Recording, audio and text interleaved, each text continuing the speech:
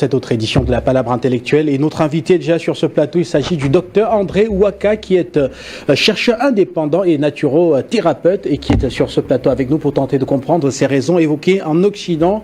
Voilà l'Afrique qui a fait la une de nombreux journaux en Occident où l'on s'interroge sur pourquoi est-ce que cette catastrophe qui avait été annoncée n'a finalement pas eu lieu et les raisons évoquées sont nombreuses. J'ai précisé quelques-unes de ces raisons d'entrée de jeu dans l'émission à l'introduction.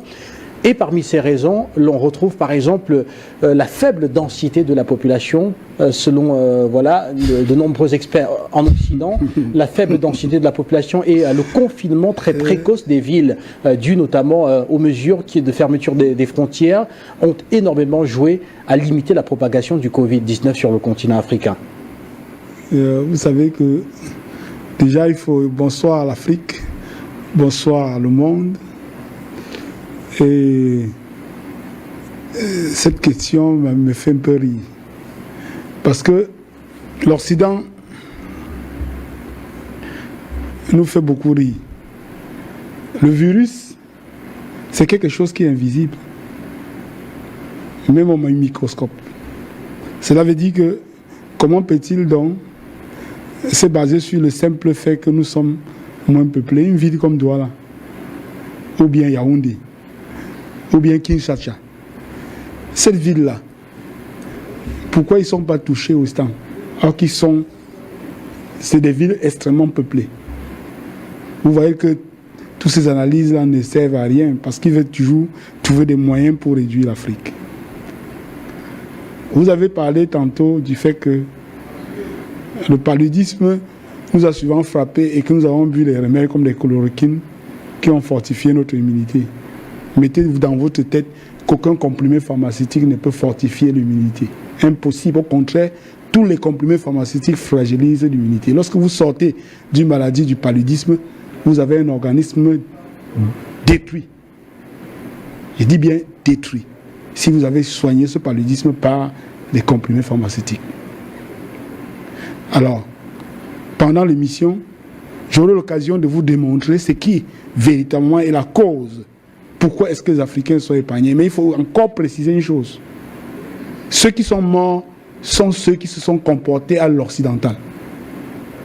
Tous les Africains qui se comportent à l'africain ne peuvent pas mourir du Covid. Parce qu'il y en a quelques Africains qui sont encore prêts à vous dire que nous ne consommons pas les produits naturels. Quelles sont les doses? Et ils sont prêts à aller à l'hôpital. Il faut savoir qu'à chaque fois que vous serez malade de ce Covid, si vous vous rendez directement dans les hôpitaux en Afrique, vous aurez plus de la peine que celui qui s'est soigné traditionnellement. Donc vous comprenez donc que toutes ces analyses-là, dans la majorité, tous sont hors jeu. Alors, avant d'arriver à votre propre lecture autour de ce qui aujourd'hui ferait, n'est-ce pas, aurait préservé l'Afrique de cette propagation du Covid-19 tel que cela avait été annoncé, avant d'arriver à vos propres conclusions, je voudrais que nous parcourions très rapidement les conclusions de nombreux experts en Europe tels que présentés tout à l'heure. Ils ont évoqué la fermeture précoce des frontières et de nombreuses mesures barrières qui ont été prises dans certains pays avant même la détection du premier cas de coronavirus.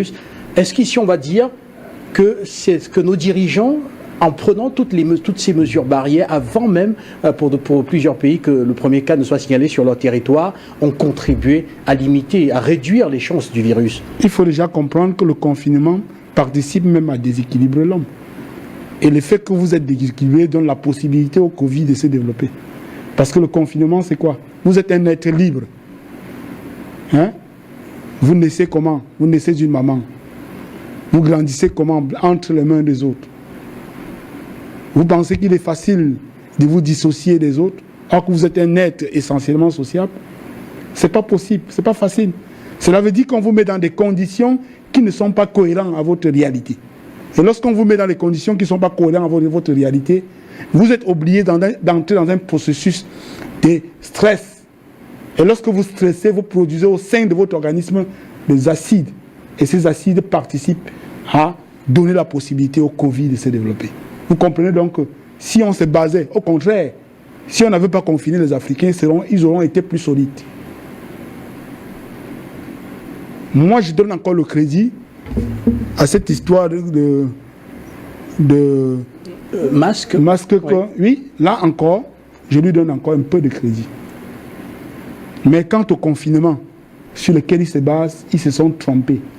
Alors il faut dire que ces mesures qui sont saluées par ces experts en Occident sont quand même des mesures qui ont été édictées par de nombreux pays européens et également par l'Organisation mondiale de la santé. On a également vu pour ce qui est de la fermeture des frontières, des pays asiatiques qui ont été copiés sur le coup. Alors est-ce qu'on va dire ici qu'on est toujours dans une logique selon laquelle ce qui est bien et qui fonctionne, même en Afrique, est ce qui vient d'Occident? Non, non, non. Vous devez comprendre, l'Occident n'a jamais rien proposé de bien au monde. Rien. Vous reconnaissez par exemple le port du masque comme ayant contribué à réduire la propagation du virus. Attends. Alors c'est une mesure, le port du masque vient d'Occident. Il faut comprendre. On ne peut pas combattre, je vous dis, on ne combat l'obscurité qu'en adoptant son contraire. Si vous adoptez, vous imaginez les choses autour, vous perdez votre temps. Même ce masque-là, lorsque vous mangez, vous mettez toujours le masque. Hein? Lorsque vous faites des échanges de monnaie entre une boutique et l'autre, est-ce qu'on stérilise l'argent? Et lorsque vous allez faire des mouvements bien après, vous pouvez vous priver de passer votre main dans votre bouche ou bien aux narines.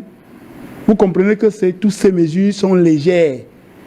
Le seul moyen de prévenir un mal qui est de l'extérieur, c'est de préparer l'organisme à être incapable de laisser mouvoir ce qui est de l'extérieur. Alors l'autre point évoqué par ces experts européens, et tout à l'heure on a cité notamment des centres d'études qui ont travaillé sur la question, notamment le King's College, voilà, entre autres raisons évoquées pour justifier ou alors pour soutenir la faible propagation du Covid-19 sur le continent africain, c'est la faible densité de la population. On l'a évoqué il y a de cela quelques instants de façon sommaire. L'Afrique aujourd'hui a 43 habitants par kilomètre carré contre 181 en Europe de l'Ouest et 154 en Asie du Sud-Est. Alors, est-ce qu'on va dire que la faible densité de la population, ça n'a rien à voir avec certes une forte concentration en zone urbaine, mais rapidement maîtrisée notamment par les mesures... Ça n'a rien à voir. Si vous avez pris le Covid, vous rentrez chez vous, tous vos enfants auront le Covid, ils ont les amis. Les amis auront le Covid au fur et à mesure, quelle qu'en soit la distance. Ça n'a rien à voir. Mais ce qui est étonnant même, est-ce que vous savez qu'il y a des Africains qui ont pris le Covid, ils ne sont même pas rendus compte qu'ils sont malades. Et automatiquement, leur organisme a pu soigner ce mal sans qu'ils ne se rendent même compte. Hein? Parce que lorsque vous avez un organisme équilibré, si vous prenez le Covid, vous n'allez même pas vous rendre compte que vous êtes malade. Parce qu'automatiquement, votre organisme va se débarrasser d'elle. Qu'est-ce qu'on raconte? Il y a trop de mystères autour de cette histoire-là qui ne vaut rien. Donc, toutes les analyses, là, dans la majorité des cas, sont fausses. Alors, troisième grille de lecture, l'Afrique a bénéficié d'une pyramide des âges beaucoup plus jeune, avec environ 60% de la population âgée de moins de 25 ans. Et quand on sait que voilà, les personnes les plus exposées au Covid-19 sont les personnes âgées, et que les pays comme la France avaient une pyramide des âges beaucoup plus élevée. Est-ce que vous croyez en cette autre thèse? Est-ce que vous savez que la vieillesse n'est pas liée à l'âge? Est-ce que vous savez que l'être humain que nous sommes est un être éternel? Nos cellules sont en perpétuelle reconstruction. C'est là nous qui participons à la détruire. Si vous mourrez, vous en êtes la cause. Nous sommes à 100% la cause de notre destruction. Est-ce que le fait qu'on est vieux définit qu'on doit être faible? Parce que votre peau se régénère après chaque 45 jours. Le sang se régénère après chaque 120 jours. Le poumon se renouvelle après chaque 180 jours. Le foie se régénère après chaque 180 jours. Les os se régénèrent après chaque 210 jours. Alors, si ces organes-là se régénèrent, ont la possibilité de se régénérer, De quoi parle-t-on? On parle de vieux. De quoi qu'est-ce qu'on appelle vieux? La vieillesse est liée au stockage d'acidité dans le corps. L'acidité qui participe à créer la vieillesse. Cela veut dire que l'Africain a la capacité de se débarrasser de la vieillesse de par leur style de vie. Or, s'il y a des vieux chez eux, capables de mourir d'un trait par rapport à un petit jeu, cela suppose qu'il y a un problème. Et le problème, c'est quoi? C'est l'inéquilibre de l'homme dans leur milieu. Parce qu'ils ont tout dénaturé. Je vous ai démontré ici que l'être humain est la résultante de quelque chose qui s'est passé bien avant, qui est la nourriture. Et si la nourriture est dénaturée à la base, l'environnement pollué, comment voulez-vous avoir des hommes équilibrés? Donc plus on vieillit en Occident,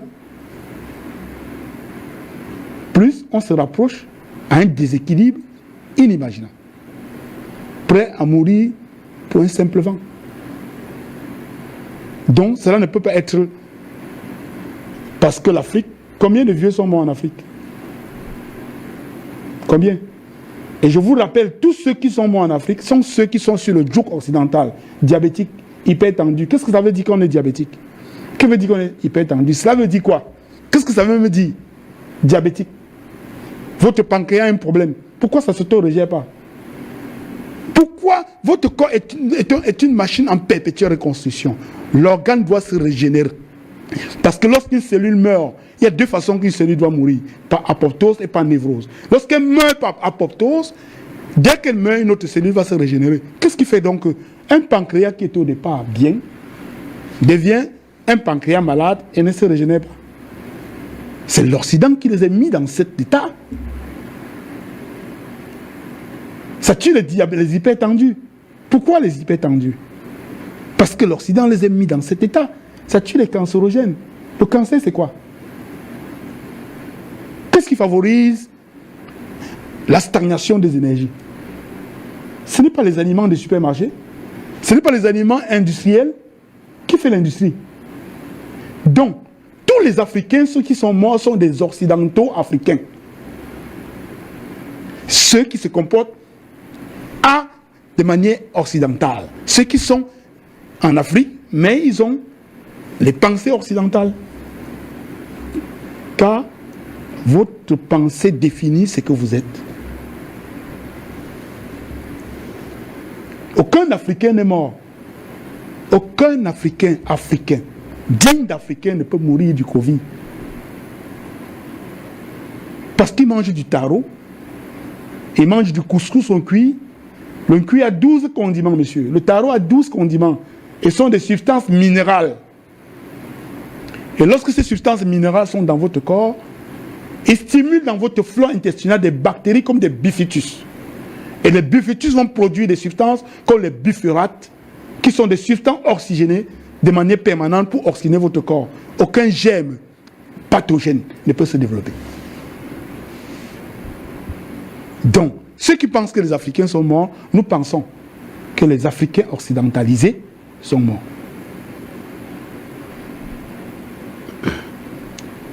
Voilà, même s'il faut dire que nous avons beaucoup de respect pour la mémoire de ceux-là qui sont partis. Vous estimez que ces personnes sont parties parce que ayant fait confiance à la médecine telle qu'elle est mondialisée aujourd'hui et que cela a été l'origine de cette perte. On va poursuivre en rappelant que dans quelques instants, vous allez finalement nous donner la lecture, votre propre grille de lecture de cette faible propagation du Covid-19 sur le continent africain, en parlant particulièrement de l'Afrique noire qui connaît très peu de cas de décès par rapport au reste du monde. Tout à l'heure, on citait l'Algérie qui présente déjà, il y a un peu plus d'un mois, traversé la barre des 400 décès liés au Covid-19. L'Égypte également est fortement touchée. Vous savez comment les Algériens nous appellent? Lorsque nous nous retrouvons chez eux, ils nous appellent les Africains.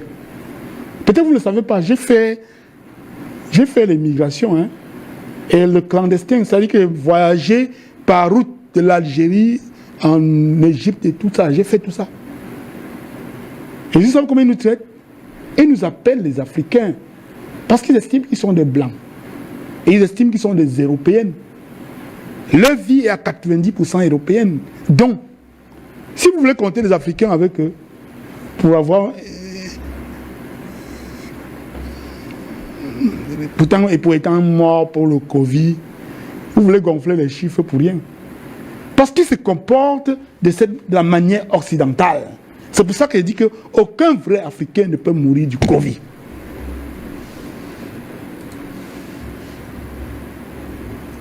Lorsqu'un Africain a une simple toux, il sait que je dois mettre au feu du lait, du ginger, de ceci, le miel et consort, et boire. Le Covid ne peut pas résister à ça.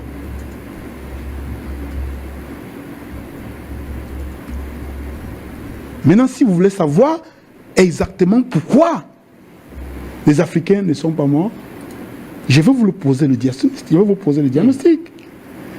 Voilà. Dans quelques instants, le temps, on me signale que nous allons marquer une première pause au standard.